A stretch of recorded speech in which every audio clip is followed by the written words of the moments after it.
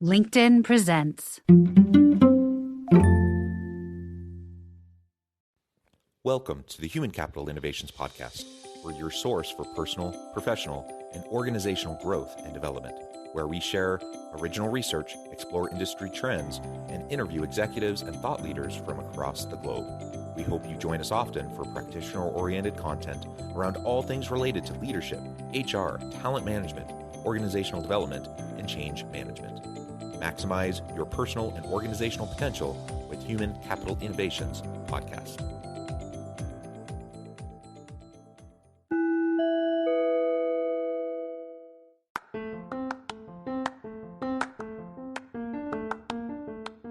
Do you enjoy the Human Capital Innovations Podcast?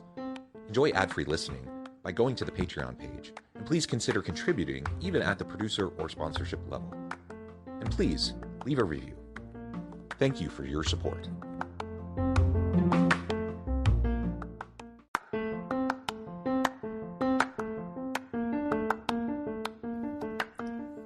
Welcome to the Human Capital Innovations Podcast. In this HCI Podcast episode, I talk with Jim Wetekamp about risks facing the business landscape and their impacts on the HR function.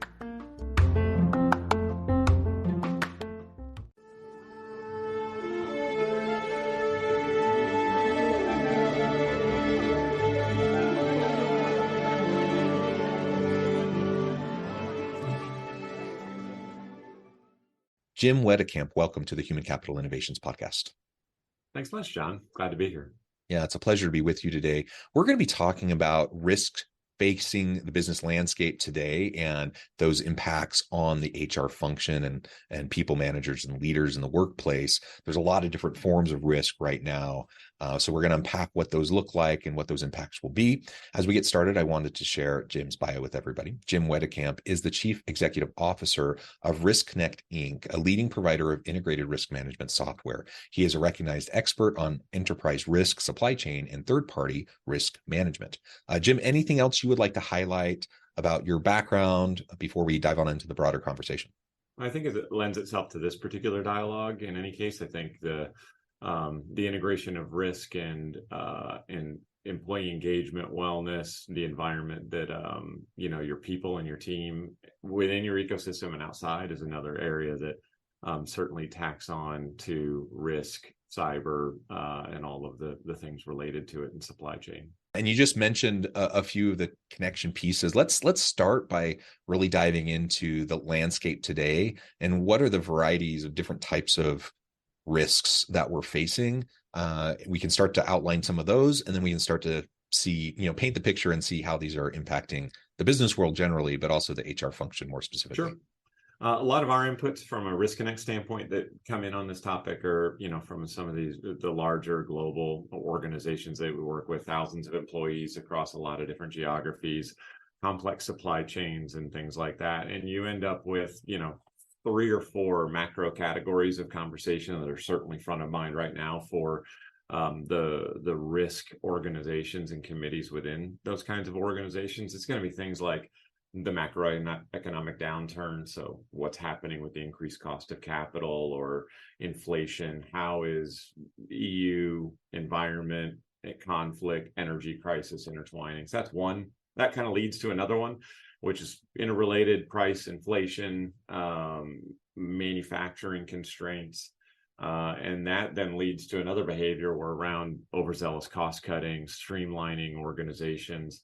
Each of those things then kind of point to the last piece, I guess, is around risks on single points of failure on critical infrastructure or key material shortages. So those are all things that are in the consistent conversation, I guess, now. And a lot of that also particularly centers around the conflict in the Ukraine and combination of coming out of COVID that have kind of all combined to where we are now.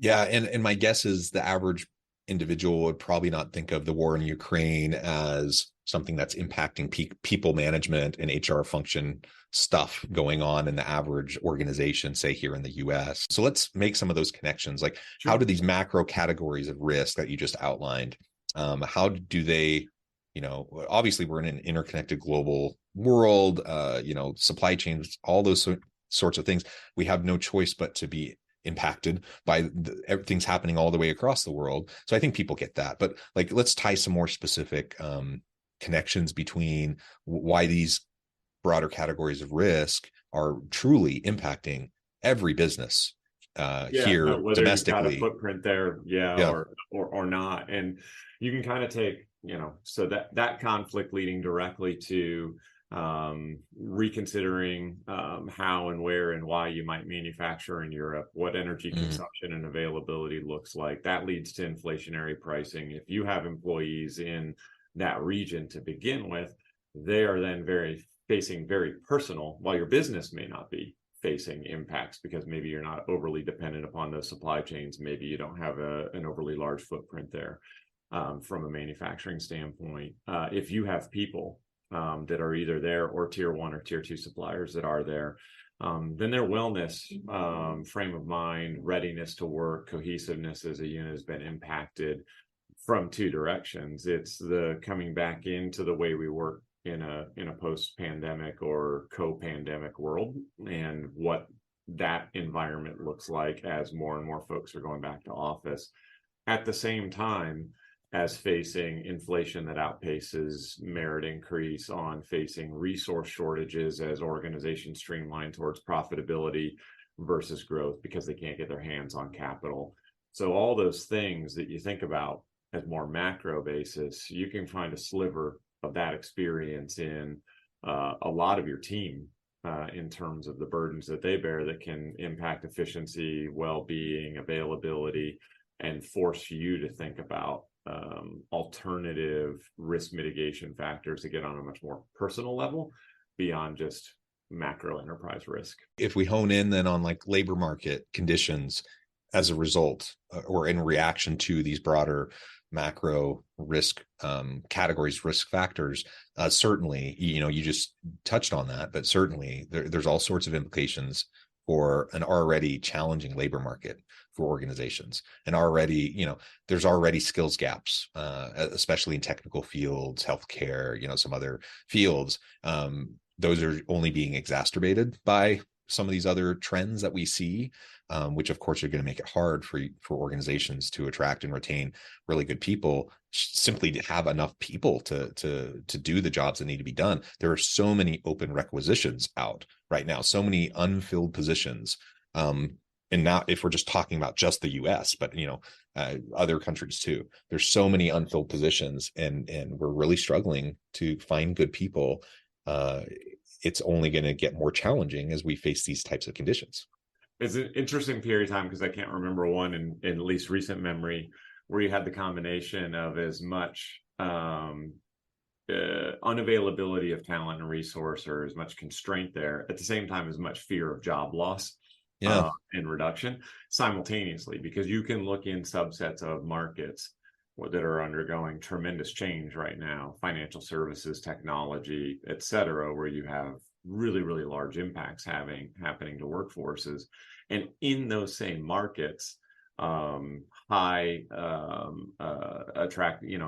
need for attracting new resources, high focus on employee engagement to keep your critical resources. So it's a really interesting juxtaposition when you look at it that way as well, that makes it even harder to think about it from a risk, a succession planning, an employee engagement standpoint, to kind of combat those two things simultaneously.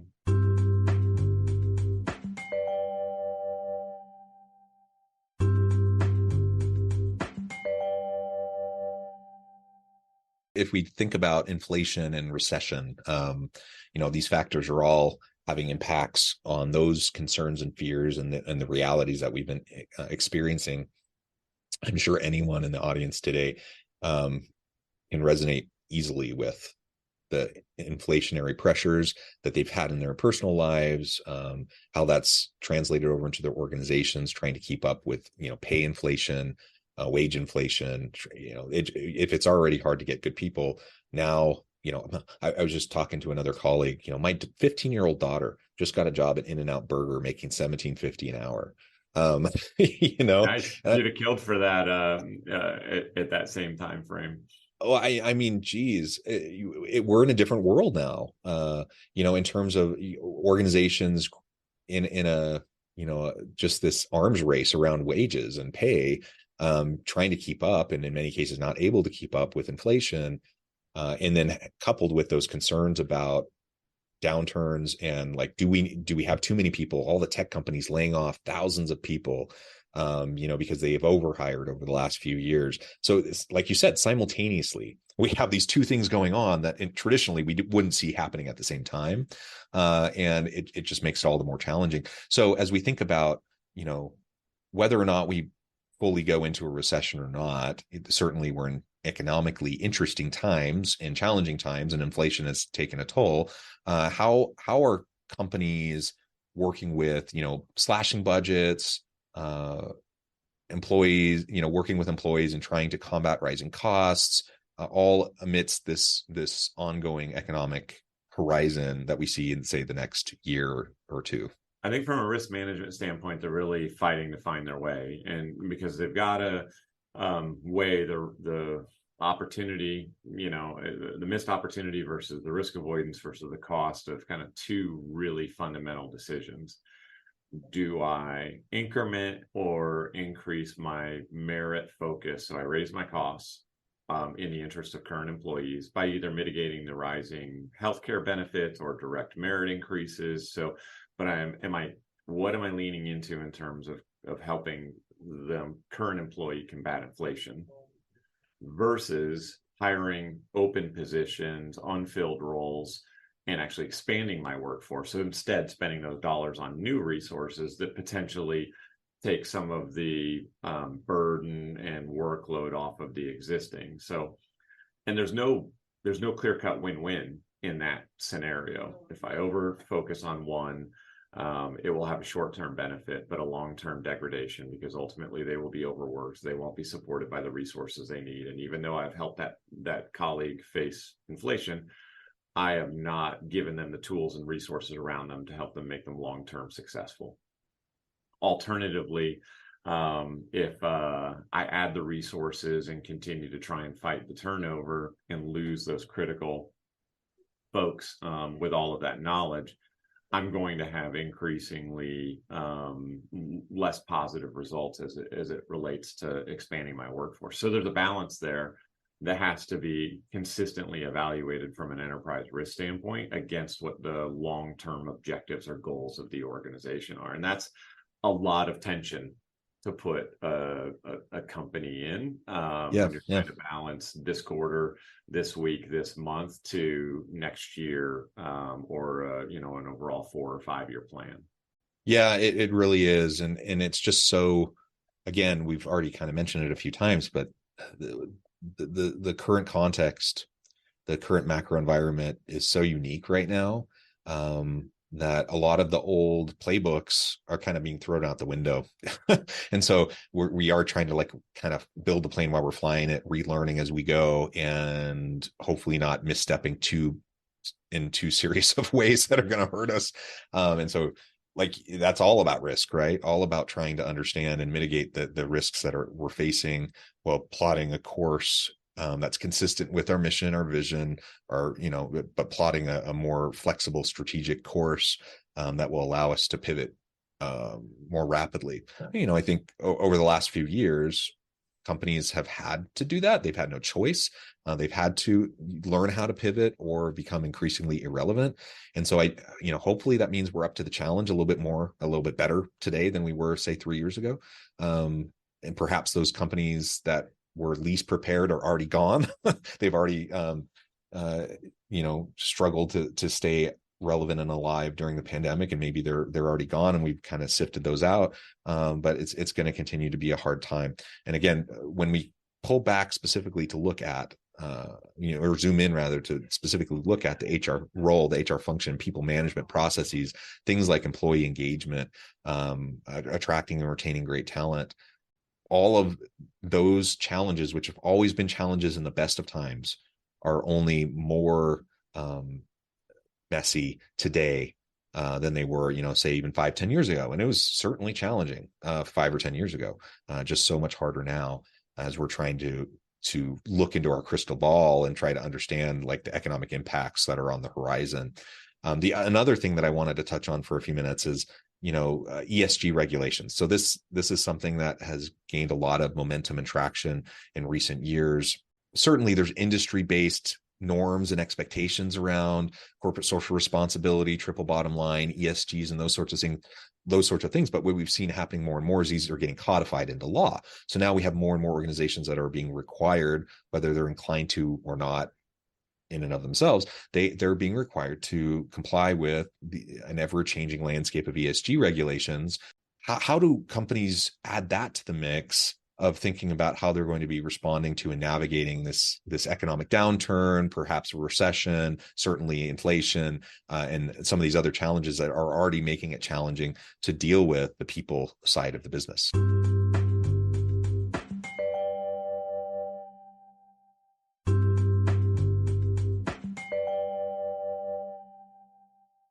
And a lot of that kind of goes back to that notion of the short-term benefit versus long-term plan. And I think ESG certainly hits kind of that topic or dynamic right in the front. And if you take the S, which we so often kind of focus on the green aspect, and the E element and what's happening around emissions legislature and what kind of that net zero footprint should look like and things like that. But if you start with the focal point on the S side, I think organizations would be surprised to find how far along they actually are in terms of their preparation and readiness for what those requirements are for social responsibility.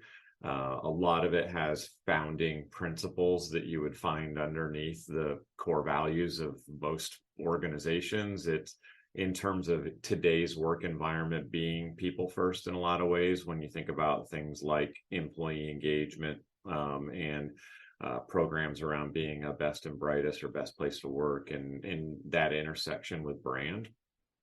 A lot of what's having to happen on the S side is more formalization around those things. So if we have programs around diversity, equality, and inclusion, are we measuring them? Like we've said that those things are things that are important to us, and we say that we train on them and say that we're employing them, but how are we going to measure that? And so a lot of that is really in that S standpoint, is getting measurable on those things and being able to say at any given point in time how good or much room for improvement do we have on those different topics in terms of our policy and our behavior matching that policy.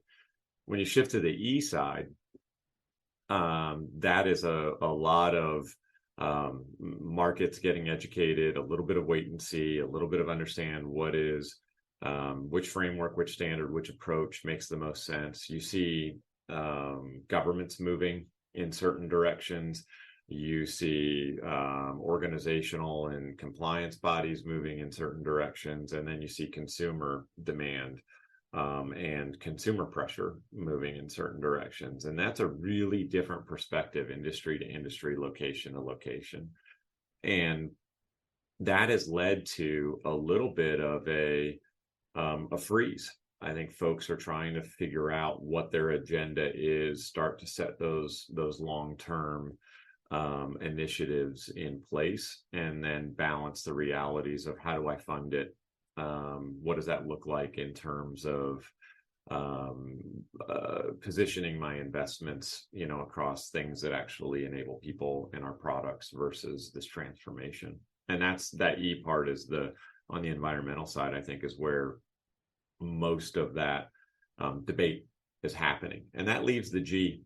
And on the governance side, I think you're going to see a lot more rigor going into the formality of governance. And what we historically used to think of as a risk register, if you went to a public company, you thought about just your 10K and your top risks, and then of what mitigations have we taken underneath those things. And a lot of that being fairly procedural and superficial, that on the G now you have to get a lot more programmatic and detailed. That has to be embedded into the way you work. The way you take decisions have to consider ESG and future climate and social impact. You have to correlate and integrate that discussion with risk, with financial risk, commodity risk, operational risk, cyber risk. ESG is very much just a extension of governance, risk, and compliance, and that's the way organizations need to think about it. Yeah, all great points. I like how you're focusing on, what organizations are already doing. Clearly, there's been a lot of efforts in the diversity, equity, inclusion, and belonging space, for example. That's an important component. There are a lot of things that are built into the core values, mission, and purpose of an organization. And so ESGs don't necessarily need to be a brand new effort or a brand new initiative. So we can recognize what we're already doing well, where there are gaps, what we can do to, improve on those. I do really like that there's increased levels of accountability for these elements beyond just the PR component that, over the past, decade or two, increasingly, it seems like there's been more of that kind of PR expectation that whether it's part of your mission or not, you just kind of have to do these things because that's what but that's what employees expect when they're going to work for a company. It's also what consumers expect when they're buying from a company. Moving more into systematic governance is great. And systematizing how we're going about doing these things within our organizations, perhaps things that we only started to do for PR reasons, but now we're, getting more ingrained into the culture and having more meaning behind them. I think all of that has been a good trajectory, good developments. I'm really pleased to see it. But like you said, it really does continue this path of trying to navigate already complex organizations in an already very messy, complex world. And trying to figure out how we're going to do it. And there's so much unknown because we're kind of building the plane while we're flying it. So trying to balance all of these things all at once certainly can be a challenge. Jim, this has just been a great conversation. I note the time and I'll need to let you go in a few minutes, but before we wrap things up for today, I wanted to give you a chance to share with the audience how they can connect with you, how they can find out more about your work, your team, and then give us a final word on the topic for today. Sure. So you can find us at www.riskonnect.com and feel free to contact us there.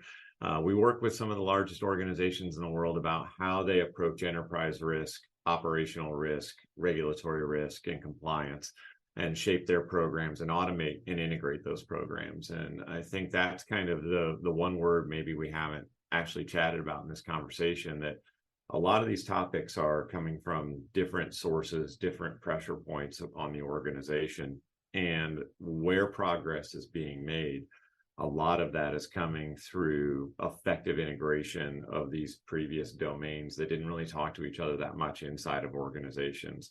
It's taking collaboration between compliance and assurance and risk and operations and the consumer and the supply chain, kind of all the way across the ecosystem.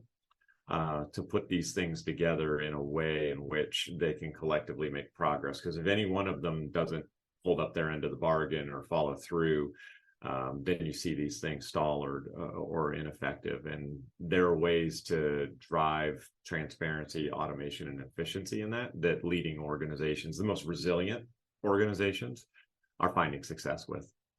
Yeah, well said, Jim. Thank you so much. It's been a real pleasure. I encourage the audience to reach out, get connected, find out more about what Jim and his team can do for you as you're thinking about all these risk factors and the broader landscape and how it's going to be impacting your organization, your business, and your HR function. And as always, I hope everyone can stay healthy and safe, that you can find meaning and purpose at work each and every day. And I hope you all have a great week. Do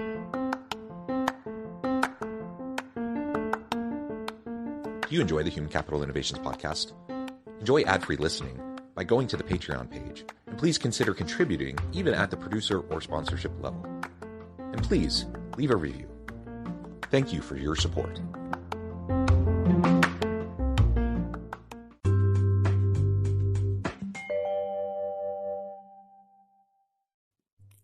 Thanks again for joining us for this episode of the Human Capital Innovations podcast. I hope you stay healthy and safe and that you have a great week.